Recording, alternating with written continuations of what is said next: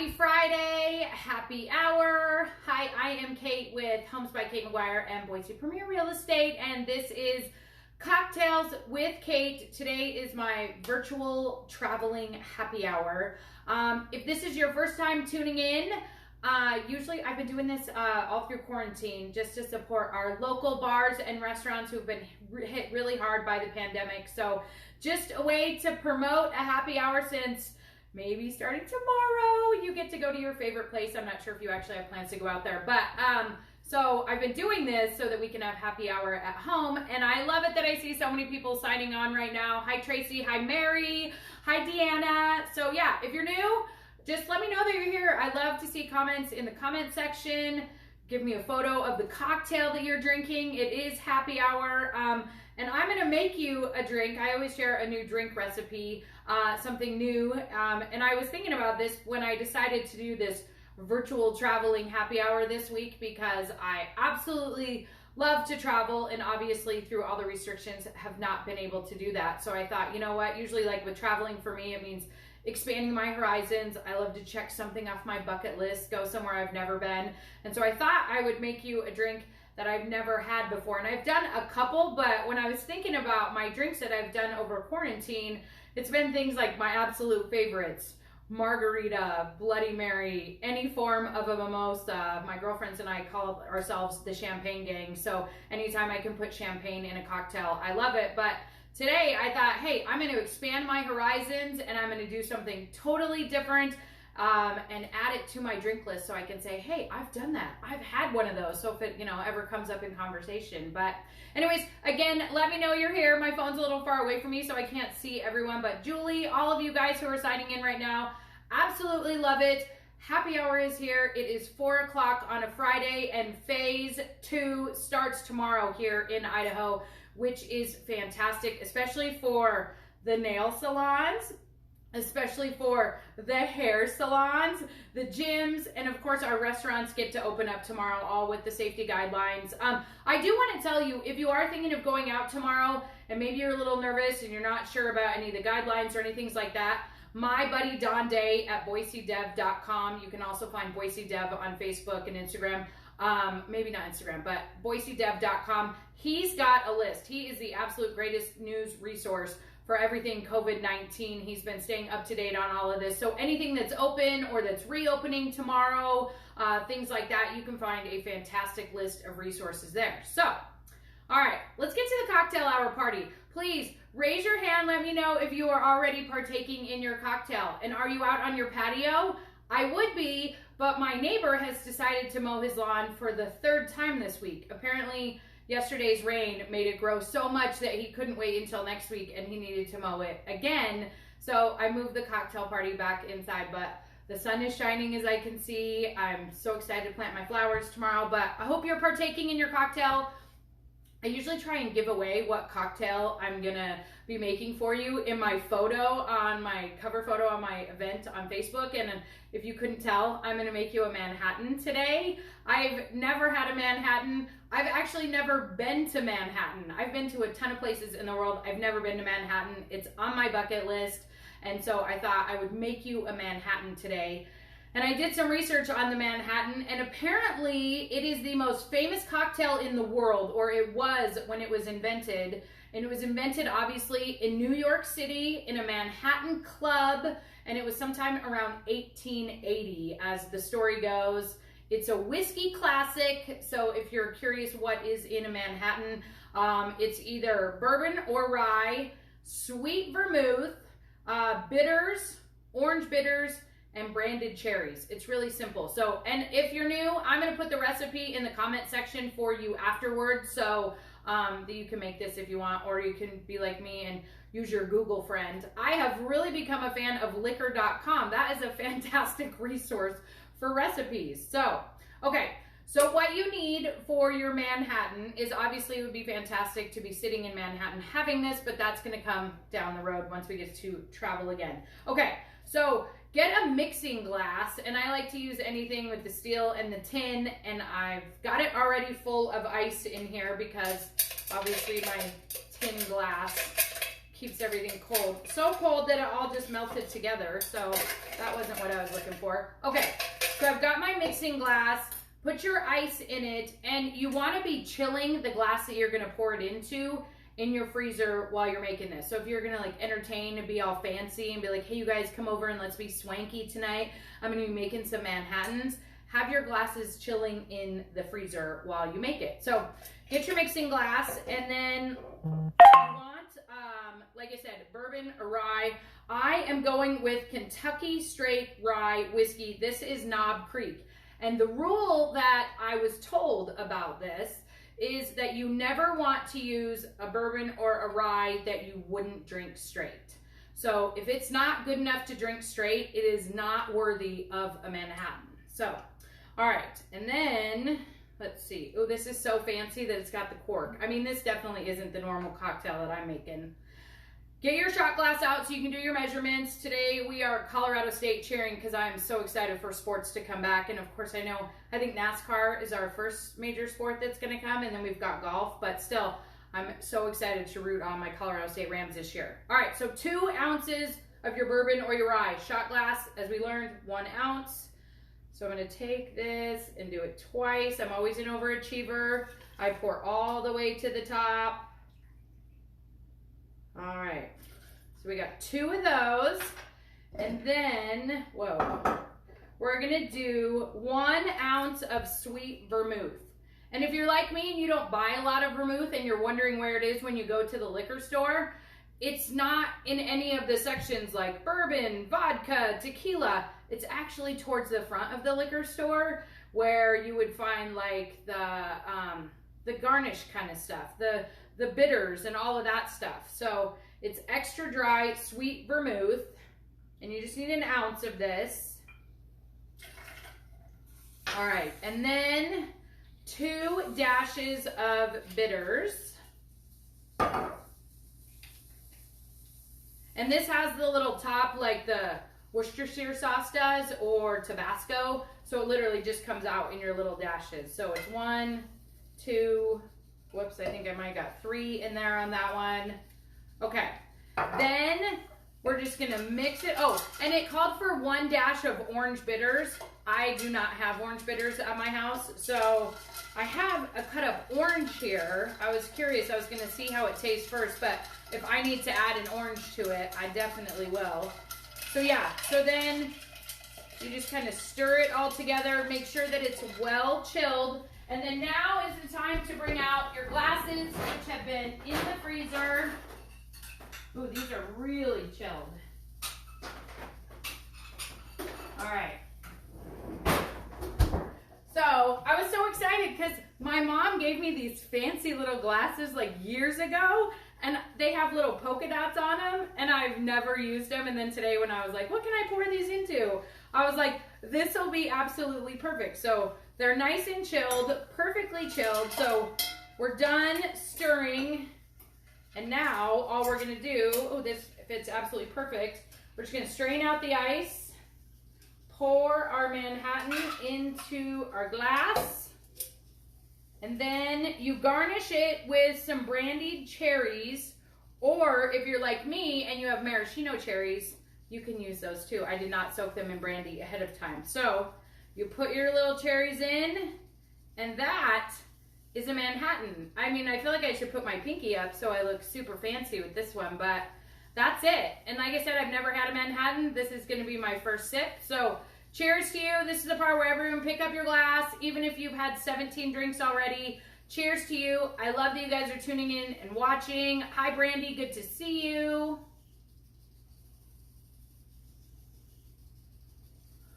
Oh my, that would knock me on my butt. I don't drink a lot of bourbon or rye, if you can tell, but that's a Manhattan. It's pretty good. I wonder what it would be like with the 1 dash of orange bitters. I really don't feel like I'm missing anything. I'm gonna take a little bit of orange though, just because I'm a total lightweight when it comes to bourbon or anything heavy like that. Obviously, if you watched last week's video, you saw my drink of choice is Coors Light, so I'm really expanding my horizons with this one. Okay, the little splash of orange, it makes it even better. So, I love it. All right, So that's drink number one. Today you get an added surprise. I'm making you 2 drinks because if you are a Manhattan connoisseur, then you know the Old Fashioned is really similar to the Manhattan. There's just a few tweaks to it. So again, you got to start with your good bourbon, your good rye. It's got to be something that you would drink without anything else. So it's got to be good enough for that. And obviously, I was not the one to pick this out. My fiance did, but Knob Creek, he said he could drink alone. So there you go. All right, now this one, we're gonna need, oh, I already started this one for you. Okay, so you just need like a rocks glass. I couldn't find any clean ones. Obviously, we've been having a lot of fun at our house during quarantine time. So I'm using this little handy dandy glass right here. But I already put the water in. It calls for 1 teaspoon of water and then a couple sugar cubes, which I was super excited about because, you know, I haven't used my sugar cubes since like Christmas. So, all right, so just a couple things of sugar cubes. And then we want to put 3 dashes of bitters in. Again, this is for the Old Fashioned. So 1, 2, 3. And then, all right, so then we're supposed to just let it sit here and let that sugar dissolve, which it's doing. I'm going to help it a little bit here. So, and I guess that's the difference between an Old Fashioned and a Manhattan is that the Old Fashioned is sweeter. Obviously, there is no sugar that we are adding to the Manhattan. Okay, so we've got this all mixed up right here. So we've put in the bitters, the sugar, and our water into our rocks glass. Now we need to fill it with ice cubes.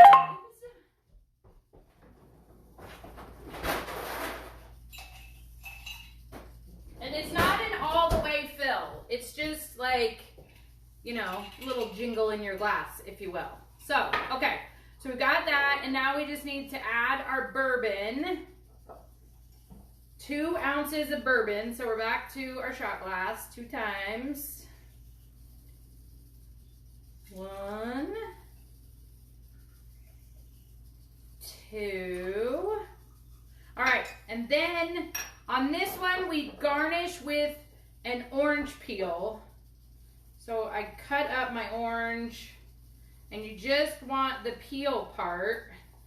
So let me get that for you and not squirt orange right in my face. Okay. So we got our orange off of it. So you just take your orange peel, and then you're just gonna run it around the rim of the glass. I feel like I'm making this way messier than an actual bartender would. So, because it calls for you to express the oil of the orange peel over the rim of the glass. That sounds super fancy. Not something I normally do. So then you do that, and then you kind of just give it like a little twist, kind of like with a martini, like your lemon twist kind of stuff. And then you just drop the peel in your glass, and you should be good to go. So this, cheers to you, is an Old Fashioned.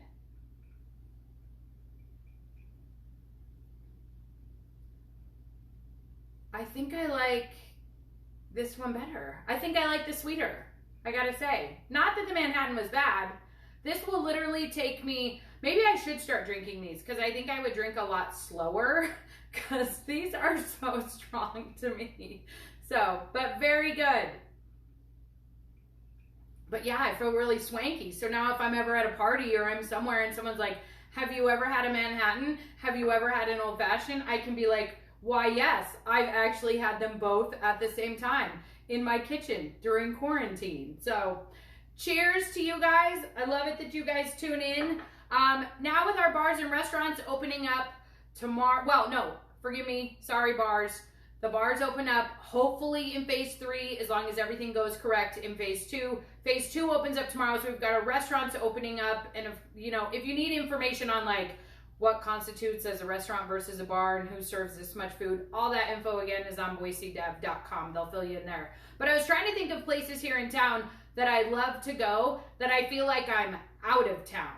So it doesn't mean like, some maybe in a foreign country or not, but just even just out of town, but yet you're still here. Like when I go to the Reef, downtown Boise at 6th and Main, obviously I feel like I'm, in a hut on a beach somewhere. I mean, it's just this great vibe that they've got at the Reef. And I believe they're considered a restaurant, and they're going to be opening up tomorrow, and they have got a fantastic rooftop seating area. It might be a little different now with our social distancing seating, but the Reef is phenomenal. Their nachos are so good. Highly recommend it. The Matador is always one of my absolute favorite places to go. There's one downtown on Idaho Street, and then there's one at the Village at Meridian. That's a fantastic place to go. For some reason, with that fireplace that they have right in the center, I feel like I'm out of town. I don't know why. It's just one of those things. Barbacoa has that vibe where I'm like, am I here? Am I in Boise? No. I mean, it's just awesome at Barbacoa. Twigs is another place. I was thinking Twigs would be a perfect place. Twigs is at the Village at Meridian, and Twigs is a great place. I think they're a designated martini bar. I mean, they're a restaurant, so I'm pretty sure they're opening up tomorrow. But that would be a great place to go and have a Manhattan and maybe get dressed up with the girls, go out, do something fun. So, of course, stay 6 feet apart, wear your masks, but, you know, all that other stuff. Chandler's Steakhouse. I do, like, that to me, I'm like, ooh, I'm going out, and it's just that blue lighting they have in there. Always get the feeling that I'm somewhere out of town. And all these places, by the way, doing takeout and delivery. So curbside pickup, all that good stuff. So you can call any of these places. They are on the list of places that have been open during quarantine with the takeout and delivery and curbside. Lucky Finn's is as close as I'm going to get to a beach right now where I'm going to be able to order crab and all that good stuff and shrimp. So if you're looking for seafood, and obviously we can't walk out our door and go to the beach, Lucky Finn's is my recommendation. If you really want a good beer, you want to feel like you're in Germany, Prost downtown is a great little bar, and they serve food though, because I saw them on BoiseDev.com's list. So they are open, so you can get food there. So Prost is good. They're on Idaho Street. And then Red Feather is another place that you could go and order an old fashioned and kind of seem a little swanky while you're doing it. And they are also doing takeout and delivery. So that's my plug for today. I just thought, you know, maybe a little something different. I know it doesn't feel different because I'm still standing in my kitchen after, what are we on, week 4 or 5 of quarantine, but hopefully you learned something new. I'm going to post my recipes for you, the old fashioned and the Manhattan. Is my face turning red? Like literally that's how much this bourbon, I never drink bourbon. So I'm like getting a little flushed right now. Obviously I don't need to have any more, I don't think, for the weekend. I think I'm really good. So I did want to tell you, so since the bars are hopefully opening up on May 30th, we'll find out obviously in 2 weeks. I'm thinking next week might be my last week of doing this. I've been doing this just in support of the bars and restaurants until they open up, because on 4 o'clock on a Friday, I'm guessing you don't want to be sitting here watching me. You actually want to be sitting on that patio, having a cocktail and having someone serve it to you instead of tease you like, hey, I'm going to drink this right in front of you. But anyway, so maybe next week will be my last one. I'll keep you posted. But next week, I have a client closing on their new home, yay, at 4 o'clock next Friday. So I'm going to bump my happy hour up to Thursday at 4 o'clock, but I'll put a notice out for that. So just wanted to give you guys a heads up. Anyways, I love you all for tuning in. Thank you. I see one of my girlfriends who is on the golf course but watching. I absolutely love you for that. Thank you so much for the support. So tomorrow, be safe when you're out getting your nails done, your hair done, you're at the gym working out, and then you're headed out to support one of our local restaurants. Phenomenal. Just be safe, be smart. Don't go crazy. We want to make sure that we get to phase 3 and we can help the rest of our businesses here in our economy open back up and just continue supporting them. So maybe even if you can't go out, still think of them for takeout and delivery. We got to support our locals to get them through all of this. So anyways, I love you guys. Have a good one. Happy Friday, happy hour, and I will talk to you soon. Bye.